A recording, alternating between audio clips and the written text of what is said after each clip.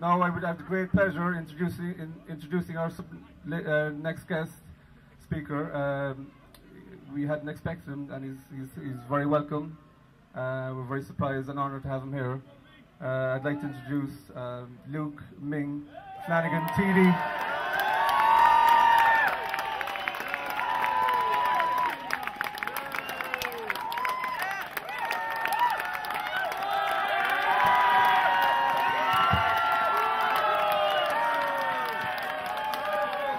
Smart to the hell out. All I can say is, how the hell do you follow that last speech? That man used logic, he used passion, and I'm telling you, those 10 people were actually transformed because of your ability to speak and your ability to put together logic. But you did have one thing on your side. You had one hell of a good argument in your favour, and that does help. Definitely. Well done. Brilliant. Things can change. I come from a County Roscommon, that at the last divorce referendum conclusively voted against the right for people to get divorced. On February the 25th this year, the same people gave me 9,000 first preference votes. And this man was talking about lawmakers. Well, they made me a lawmaker.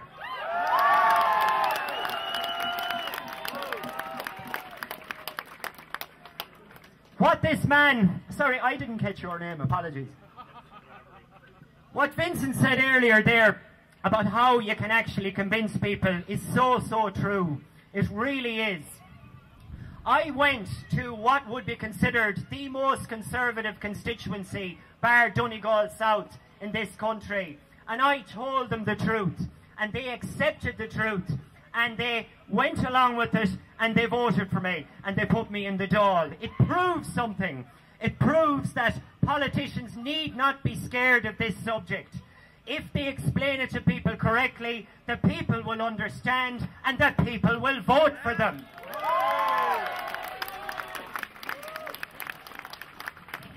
This year, there's some debate going on in the health service as to whether we can afford €7 million to vaccinate young girls against cervical cancer because there isn't enough money around. This year, scumbags are going to have access to a market of €600 million in this country. And that could be put in the legitimate tax economy, and things like cervical cancer vaccines and many other things can actually be put back on the table for Irish people. Things like special needs assistance, people like traveller assistance in the classroom, things like recreational facilities. And we can actually get this country moving, not completely and utterly from revenues from cannabis, but it'd make one hell of a good start given that we're that broke.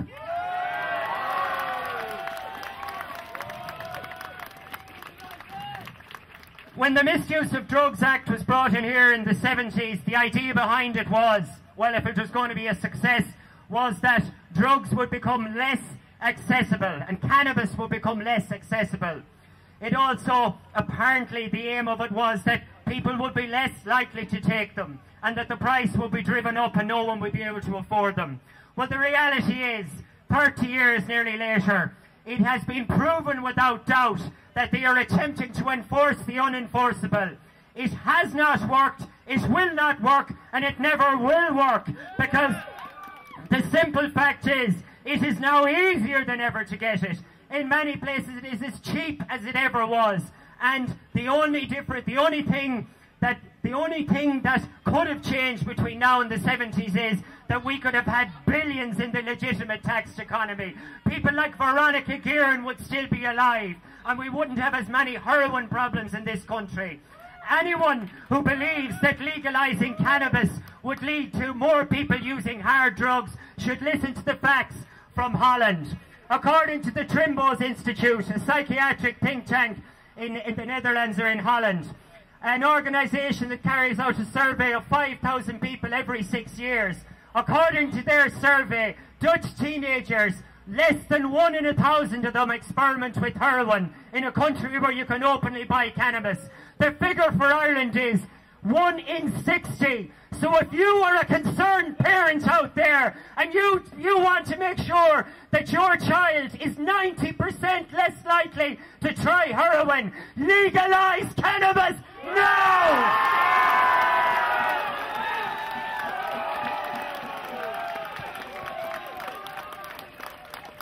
Some people say that cannabis makes you apathetic. The only thing that cannabis ever made me apathetic to is bullshit. Thank you very much.